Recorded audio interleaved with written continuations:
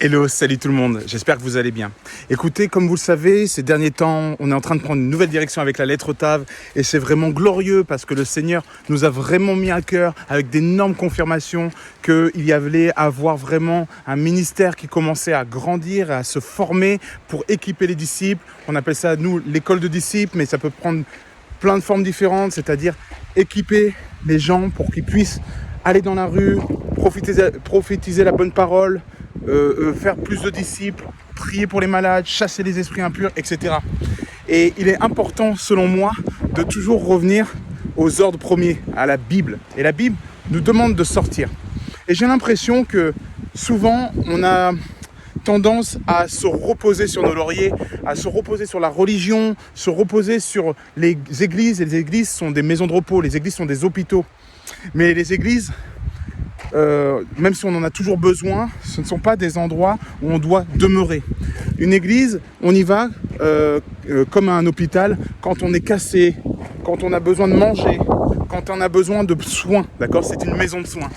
Mais une fois qu'on a tous les soins nécessaires, une fois qu'on a grandi, on doit le plus vite possible retourner sur le combat. Et plus on prendra soin de nous dans la bergerie, c'est important, la communion fraternelle. Il faut absolument que tous nous ayons une communion fraternelle, que nous ayons une église. Une fois que nous avons pris des forces dans cette église, il est extrêmement important de sortir ensuite dans la rue, sortir dans le monde, sortir dans les nations pour proclamer l'évangile et obéir à l'ordre premier. Et les miracles accompagneront les paroles qui auront été données, parce que ça, c'est la promesse de notre Sauveur, Seigneur Jésus-Christ. Alors, pour rafraîchir un peu les enseignements de base, je vais vous partager les paroles de Torben Søndergaard qui a créé The Last Reformation, que beaucoup d'entre vous connaissez. Attention, on ne se réfère pas à l'homme, on se réfère qu'à l'esprit, mais je pense que là, on a un bon enseignement, on a de la bonne entrecôte, et pour vous motiver, moi, ça m'a motivé, ça me donne le feu, je vous partage ça, je vous partage des petits extraits, et ensuite, je vous mets le lien en dessous pour que vous puissiez aller voir de plus loin. Je vous encourage vraiment à revoir la Pioneer School de The Last Reformation. Ce sont des enseignements qui sont vraiment précieux, qui vont vous donner le feu pour ne pas perdre de temps, pour continuer à aller à la bergerie. Quand on est dans l'église, on mange, on prend soin, mais après on va sur le terrain. Et quand on est sur le terrain, on revient avec des petites blessures. Alors on retourne pour se faire soigner. Et parfois, c'est même pas des blessures. Quand on est sur le terrain, on rentre tout simplement à la maison de soins pour faire un petit massage, pour pouvoir aller voir l'ostéo, pour voir si tout se passe bien, pour améliorer notre élasticité, toutes ces choses-là, parce que le combat nécessite vraiment une grande rigueur, même physique, d'accord ? Et quand je dis physique, c'est dans le spirituel, mais quand je dis physique, c'est que quand on va à l'hôpital, quand on va dans une maison de soins, parfois, eh ben, on a juste besoin d'un bon bain, d'un bon bain, d'un bon jacuzzi, d'un peu de soin, des frères et des sœurs, d'encouragement, etc. Ce qui nous permet de retourner au combat avec une foi ferme. Mais quoi qu'il arrive, nous sommes déjà équipés. Nous avons déjà le Saint-Esprit. Que vous soyez né de nouveau hier ou que vous soyez né de nouveau il y a 20 ans, vous avez tout en vous parce que le Saint-Esprit est déjà complet. Vous n'avez pas besoin d'une onction spéciale pour pouvoir être encore plus performant dans ce que vous allez faire. Non, vous avez déjà tout en vous et c'est le Seigneur qui va accomplir ces miracles selon votre degré d'avancement dans l'obéissance. Il ne va pas vous donner de grands pouvoirs de guérir les malades si votre seul souhait c'est d'impressionner les filles sur la plage ou des gens, vos amis sur la plage. Évidemment que non. Mais si vous obéissez à la parole et que vous proclamez la parole, comme dit Marc 16:20, vous verrez qu'il y aura une forte confirmation des miracles qui vous accompagneront parce que vous aurez obéi au Père et que vous avez proclamé la bonne parole. Alors voilà, quelques petits extraits pour vous rappeler qu'il faut rester à l'église, qu'il faut manger sur les bancs d'église, qu'il faut prendre des bons enseignements, qu'il faut toujours être en communion fraternelle, mais qu'il faut aussi sortir. C'est un état d'équilibre. On ne peut pas rester juste dans sa chambre d'hôpital. On doit toujours sortir à partir du moment où on sait marcher. Évidemment, si on est complètement blessé, prenez du soin, grandissez, réparez-vous et c'est bien. Mais si vous n'avez pas besoin de plus de soins que ça et que vous avez 2 jambes, 2 bras, que votre cœur fonctionne à peu près bien et que vous connaissez la parole de Dieu un minimum, alors là, dans ce cas-là, allez annoncer la bonne nouvelle à vos frères et sœurs futurs qui ne connaissent pas encore cette grande nouvelle, c'est que Jésus-Christ est mort et ressuscité pour eux et qu'il est le chemin, la vérité et la vie et que sans eux, il n'est pas possible d'accéder au Père. Mais avec Jésus-Christ qui a payé le prix,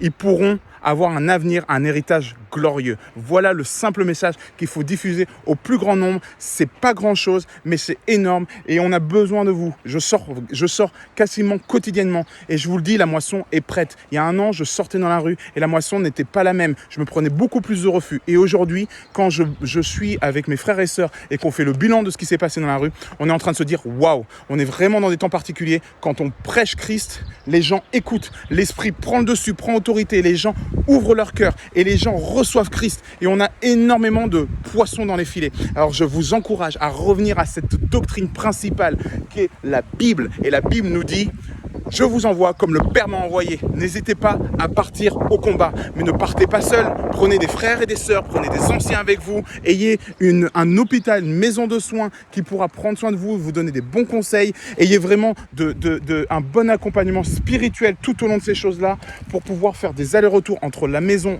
et le terrain et le combat. Mais il faut y aller les amis, on a besoin de vous et là ce qu'on va essayer de faire c'est vous équiper, de vous motiver, vous donner le maximum d'outils pour que vous puissiez faire du dégage dans le camp de l'ennemi.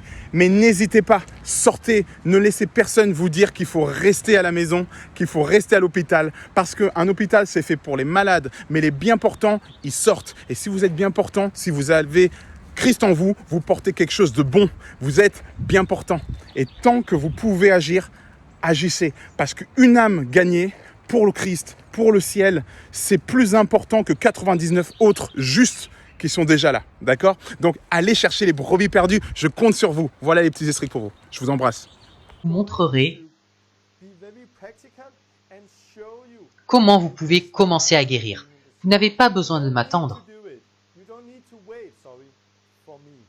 Vous pouvez sortir, c'est la volonté de Dieu.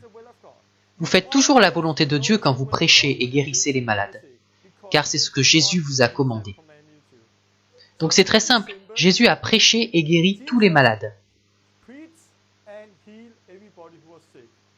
Il est mort pour nos péchés et nos maladies. Il a rassemblé les 12 disciples et leur a commandé de faire de même. Mais la moisson était abondante et les ouvriers peu nombreux, donc il en a appelé 70 autres. Il leur commanda de faire la même chose, mais la moisson était abondante, donc il leur dit: « Allez, faites des disciples de toutes les nations, baptisez-les et enseignez-leur à observer tout ce que je vous ai prescrit, prêcher l'évangile et guérir les malades. » Donc maintenant c'est à vous, disciples de Jésus, chrétiens, vous et moi. Nous sommes appelés à guérir et à prêcher. Et on en revient toujours à une seule chose, la simple foi, c'est-à-dire l'obéissance. Si vous avez la foi pour croire, vous avez la foi pour guérir les malades. Vous devez juste vous débarrasser de votre incrédulité et commencer à faire ce que dit la parole. Sortez, imposez les mains aux malades et ils seront guéris. C'est ce que dit la Bible. Donc enlevez vos lunettes religieuses. L'écharde dans la chair de Paul, ce n'était pas la maladie, c'était la persécution. À chaque fois que le mot écharde ou épine est utilisé dans l'Ancien Testament, c'est toujours dans le sens de persécution, jamais de la maladie. Paul, Timothée et le vin. Sérieusement? Il était affaibli parce qu'il buvait des choses mauvaises. Il fallait qu'il boive autre chose. Ne faites pas de la théologie sur l'expérience, mais sur la parole de Dieu. Les disciples n'ont pas pu chasser un démon, mais ne fondaient pas une doctrine là-dessus. Car les disciples n'étaient pas parfaits, et Jésus les a corrigés. Timothée n'était pas parfait non plus. Donc ne fondons pas des doctrines sur la base de l'expérience. Voilà ce que je voulais dire concernant la guérison. La parole est très claire, Jésus est mort pour nos maladies. Il nous a commandé de guérir les malades qui n'ont pas besoin de foi, si vous l'avez. Les gens n'ont pas besoin de faire quoi que ce soit pour être guéris. Jésus a déjà payé le prix.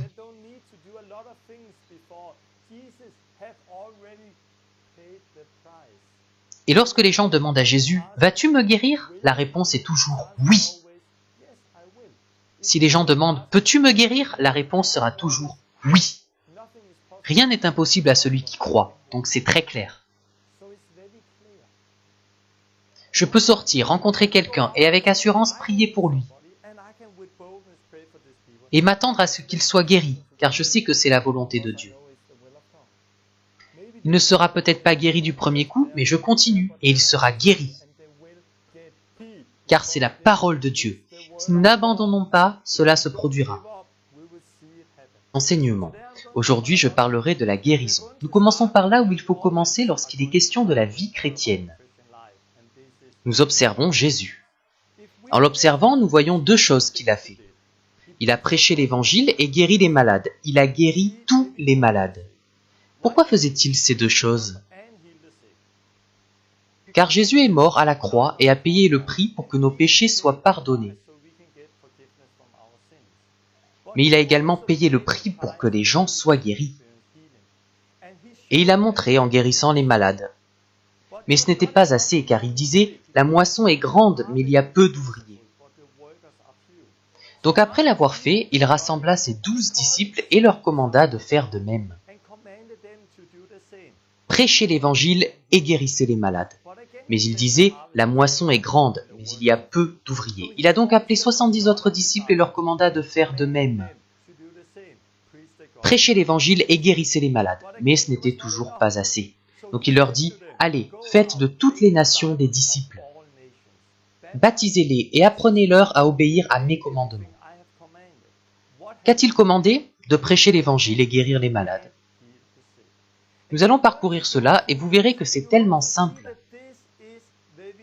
que même un enfant peut comprendre. Mais à cause de leurs lunettes religieuses, certaines personnes n'obéissent pas à la parole.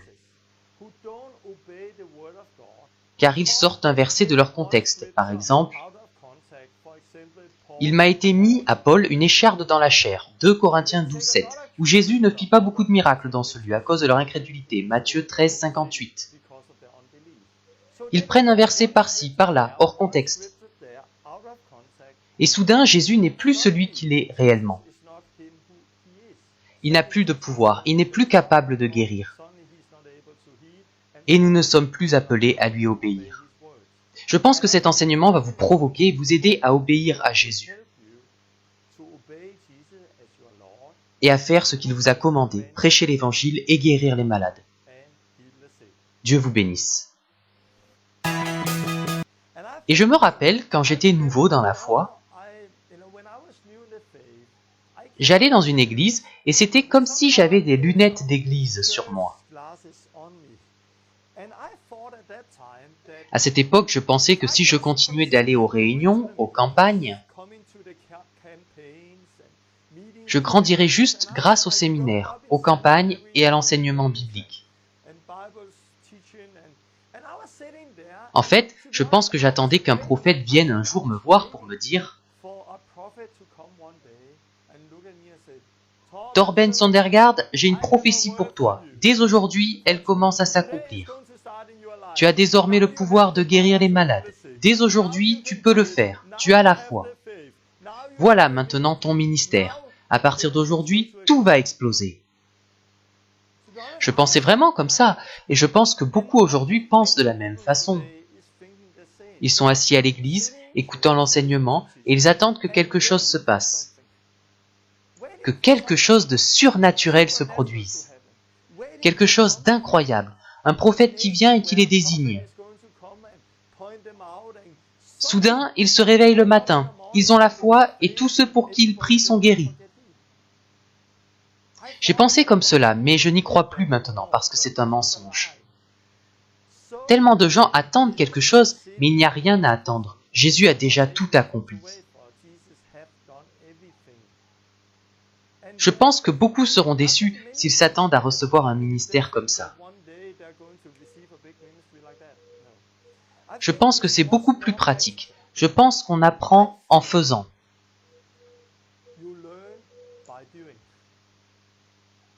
Et c'est exactement ça le Kickstart. Commencer à pratiquer pour apprendre. Encore une fois, la foi c'est comme un muscle. Elle grandit seulement quand on l'utilise. La foi est comme un muscle. Elle grandit seulement quand on l'utilise. Donc il ne s'agit pas d'aller écouter les enseignements à l'église et soudain, waouh, vous avez une grande foi. Comment avoir une grande foi? En utilisant ce que vous avez déjà. Comment apprendre à faire quelque chose? En la faisant. Et quand vous pratiquez beaucoup, vous devenez bon et vous grandissez. Le kickstart, c'est juste faire le premier pas. Et quand on a fait ce premier pas, on se dit « Hey, je peux le faire !» Et si on continue un pas après l'autre, on voit qu'on grandit toujours plus.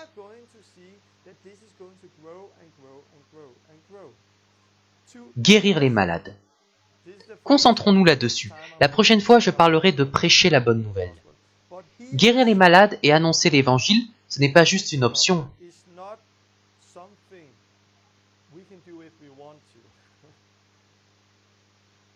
Non, c'est un ordre qu'il nous a donné. Si vous êtes un disciple de Jésus, vous renoncez à vous-même, vous prenez votre croix et vous acceptez de suivre Jésus. Et c'est ce qu'il nous demande, guérir les malades et annoncer la bonne nouvelle. C'est quelque chose que nous pouvons apprendre. Ce n'est pas si difficile si nous faisons des disciples à la manière de Jésus. On apprend en faisant, et encore une fois, c'est toujours possible aujourd'hui.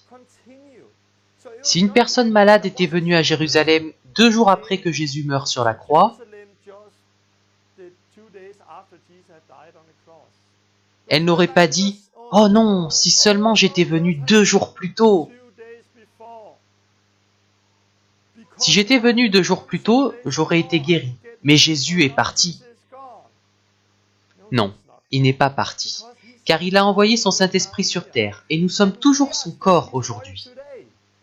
Et on voit que ça a continué dans le livre des Actes. Dans le livre des Actes, on voit les foules venir aux disciples et tous étaient guéris. Exactement comme quand Jésus était là. La seule différence que nous voyons entre Matthieu 9,35 et Actes 5,16, c'est qu'ici, c'est Jésus physiquement sur terre. Et là, c'est le corps de Jésus avec le Saint-Esprit.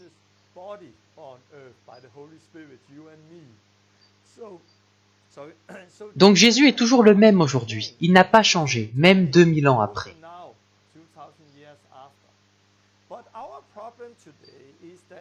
D'après la parole, c'est vraiment clair que nous sommes appelés à faire cela.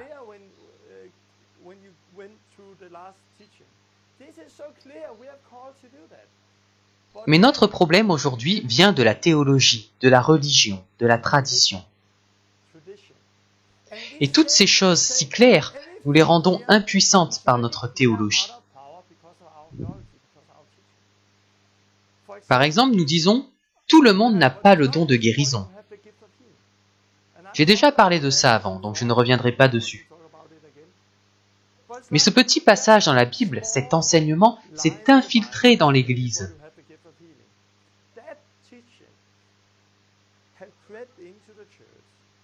Et aujourd'hui, des millions de chrétiens sont infidèles à Dieu.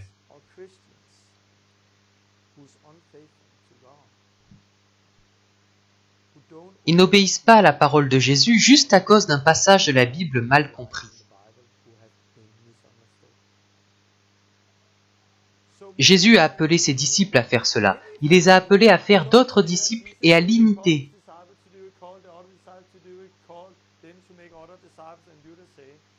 Tout est tellement clair, mais soudain, ça ne compte plus parce que...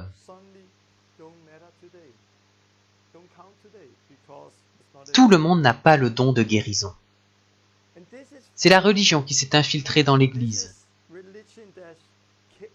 Tiens, facilement l'entraîner, l'enseigner, le petit vie sainte. Alors on commence à prier, à jeûner et à grandir, grandir, grandir. Et je peux prendre n'importe quel chrétien, facilement l'entraîner, l'enseigner, le kickstarter, lui apprendre à guérir les malades, à chasser des démons et à mener des gens à Christ. Et je pense que le kickstart va changer le monde. Ça a changé le Danemark, la Finlande, la Suède, la Hollande. Ça change aussi en Amérique, un peu partout maintenant. Les gens sont kickstartés. Et la seule chose que nous faisons, c'est faire des disciples dans la rue. Prenez quelques personnes et dites « Venez et suivez-moi ». Trouvez quelqu'un pour qui prier et donnez-leur l'opportunité de le faire. Dites-leur « Maintenant c'est à ton tour ».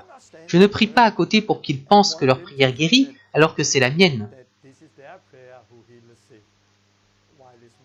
Non, je regarde simplement leur visage et ce que Dieu va faire. Waouh, il est guéri, elle est guérie. Et les chrétiens sont étonnés. Je peux donner des témoignages pendant des jours sur le Kickstart. Regardez nos vidéos. Je prends des adolescents avec moi pour les kickstarter. Et je l'utilise aujourd'hui non seulement comme outil pour atteindre les gens, parce que Jésus veut aussi que nous l'utilisions comme un outil pour faire des disciples, pour entraîner les gens et allumer en eux un feu pour Dieu. J'utilise cela, et encore une fois, je vois Dieu le confirmer. Je vois que Dieu aime ça.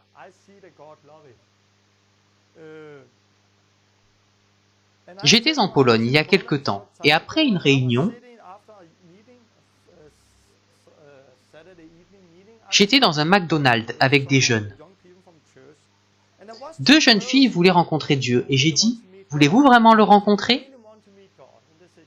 Voulez-vous vraiment rencontrer Dieu ?» Elles ont dit, « Oui. » Ok, faites tout ce que je vous dis pendant les 10 prochaines minutes et vous allez rencontrer Dieu. Vous êtes prêtes? Elles me regardaient comme si j'étais fou. J'ai dit, vous êtes prêtes? Oui. Levez-vous, suivez-moi. Et quand nous sommes sortis, j'ai demandé à quelqu'un, excusez-moi, êtes-vous malade? Oui. J'ai dit à la fille, prie une courte prière. Il a été guéri. Une autre personne, elle a prié et la personne a été guérie. 10 minutes plus tard, nous sommes retournés au McDonald's. Les filles étaient sans voix.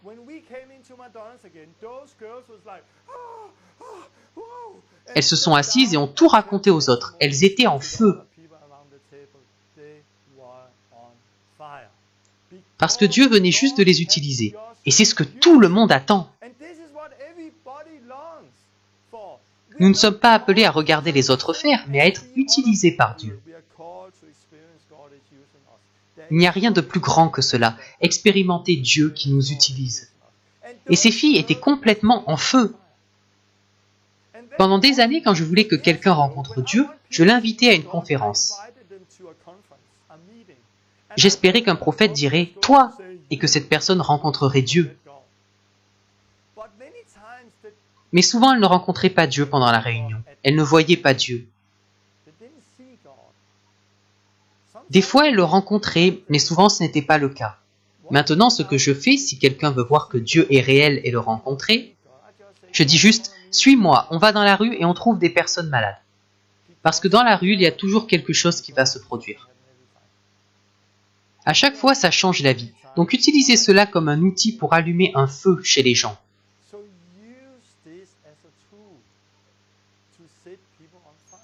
Ces filles en Pologne ont continué après, et elles ont prié pour une fille qui a été guérie. Le dimanche, cette fille est venue à l'église et a donné sa vie à Jésus. Son ami, son frère et sa mère étaient avec elle dans l'église. Elle a été baptisée du Saint-Esprit et elle a donné son témoignage à toute l'église. Une personne s'est convertie cette nuit. Les gens étaient en feu grâce à un kickstart de 10 minutes.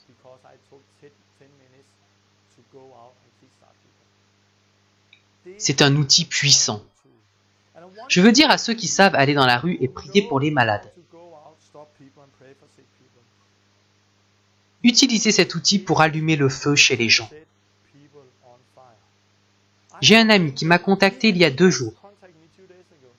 Torben, c'est tellement puissant, c'est ce que je fais depuis. J'ai parlé de ça à l'église, une femme était en feu il y a des années, mais elle a perdu ce feu.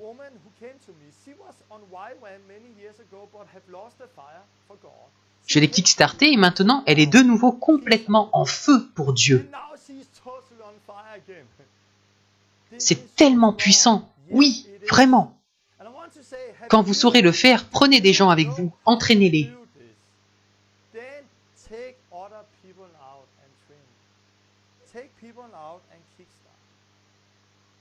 Maintenant, j'en viens à la pratique. Comment faire en pratique? On apprend en faisant. La foi est comme un muscle, elle grandit seulement si on l'utilise. Aujourd'hui, le problème dans l'Église, c'est que beaucoup n'ont jamais utilisé leurs muscles. Donc s'ils veulent soulever quelque chose de lourd, ils n'y arrivent pas. Pourquoi? Parce qu'ils n'ont jamais utilisé leurs muscles, ou bien seulement avec des choses lourdes. Très souvent, ils commencent par prier pour des personnes de l'Église. Et ils prient pour la personne la plus malade, pour qui on a prié des milliers de fois. Et c'est la seule personne pour laquelle ils prient. Et c'est la pire façon de commencer. Parce que dans l'Église, il y a tellement de religiosité et de tradition.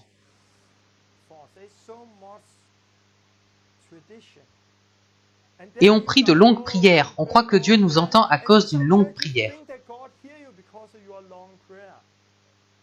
Non. Pour commencer, il faut sortir de l'Église. Je suis avec vous, a dit Jésus. En dehors de l'Église, les gens n'ont pas le même état d'esprit. Ils ne pensent pas qu'ils seront entendus à cause de leurs nombreuses prières et tout ça. Dieu, tu me guéris? Non. Dehors, c'est plus facile. Les gens commencent aussi par leur famille. Mais c'est difficile parce que si ça ne marche pas, ils vont penser « il a fait une mauvaise prière ».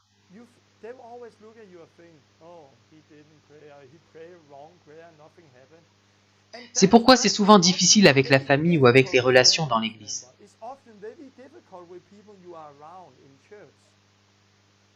Mais quand vous allez vers des inconnus, alors c'est différent. Parce qu'ils ne vous demandent pas « avez-vous le don de guérison ?» Ils ne savent rien du don de guérison. Ils ne savent pas que c'est la première fois pour vous. Ils vous voient d'une manière complètement différente et c'est aussi plus facile pour eux. Une autre chose plus facile en dehors de l'Église. Quand vous échouez, vous ne les reverrez plus. Vous n'allez pas les revoir tous les jours.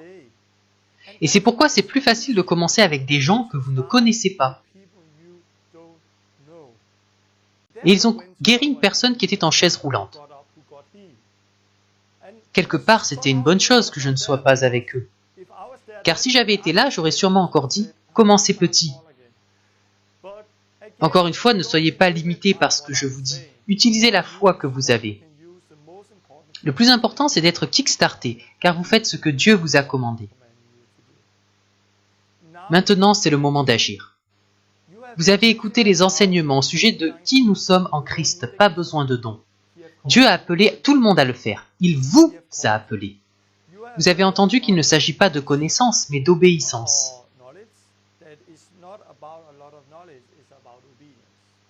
Vous savez maintenant que la foi est comme un muscle, elle grandit en l'utilisant. Maintenant, vous avez besoin de l'utiliser. Donc je vous donne un test. La semaine prochaine, vous devez être kickstarté. Priez pour des gens et voyez-les guérir.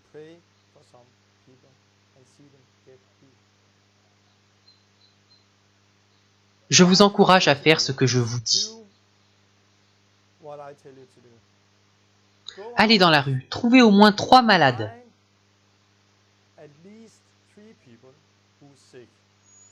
Des inconnus. Dites, excusez-moi, je cherche quelqu'un de malade. Quelqu'un qui a mal quelque part. Trouvez quelqu'un qui souffre. Souvent, le plus difficile n'est pas de prier, mais de trouver quelqu'un pour qui prier. Souvent, il faut demander 10, 20, 30 fois avant de trouver. Et votre audace grandit en pratiquant. Trouvez quelqu'un, dites « Excusez-moi, avez-vous mal ?» Quand vous avez trouvé une personne, vous posez les mains sur elle et si elle n'est pas guérie la première fois, ne vous arrêtez pas. Priez au moins 3 fois. Trouvez 3 personnes, priez au moins 3 fois.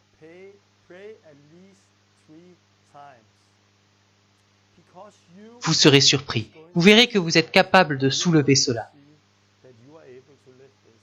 Vous verrez que les gens guérissent. Vous serez kickstarté et ça va changer votre vie. Vous n'avez pas besoin de quelqu'un d'autre pour être kickstarté.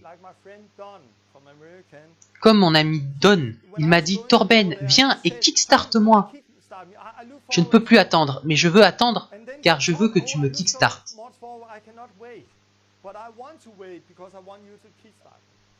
Mais la semaine suivante, il m'a écrit « Torben, je ne pouvais plus attendre, j'y suis allé seul. Beaucoup de gens ont été guéris et maintenant j'entraîne d'autres personnes. Donc juste en écoutant ce que je vous dis, vous pouvez le faire. Vous n'avez pas besoin de quelqu'un d'autre pour être kickstarté. Vous pouvez le faire seul. Comme dans la vidéo dont j'ai parlé la dernière fois avec la personne en Inde. Il est juste sorti et il a fait tout seul. Vous pouvez le faire. Si vous n'y arrivez pas, trouvez quelqu'un qui peut vous aider.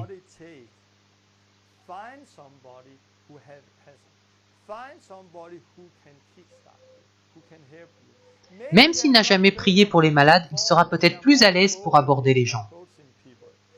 Trouvez une telle personne. Dieu m'a parlé hier.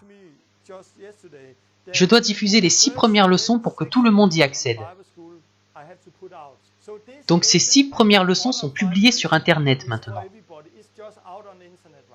Donc vous n'avez plus besoin d'aller sur la Pioneer School.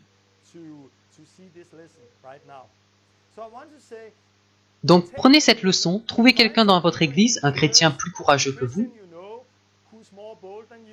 Regardez cet enseignement ensemble et décidez d'aller dans la rue et d'essayer. Oui, mais puis-je prier pour les gens alors que je suis moi-même malade? Si vous êtes malade, vous avez besoin de le faire. Donnez et il vous sera donné. Si vous donnez votre pain aux pauvres, vos plaies seront guéries, dit la Bible. C'est tellement important si vous êtes malade d'entraîner vos muscles. Et vous faites cela en priant pour d'autres personnes. Oui, vous priez si vous êtes malade. Oui, vous pouvez prier si vous n'êtes pas encore baptisé du Saint-Esprit. Oui, vous pouvez prier si vous n'êtes pas encore baptisé d'eau. Oui, vous pouvez prier si vous avez encore des luttes dans votre vie. Car quand vous êtes kickstarté, cela peut vous aider à faire les autres choses. Mais c'est important d'être baptisé d'eau et de faire les autres choses dont je vais parler plus tard.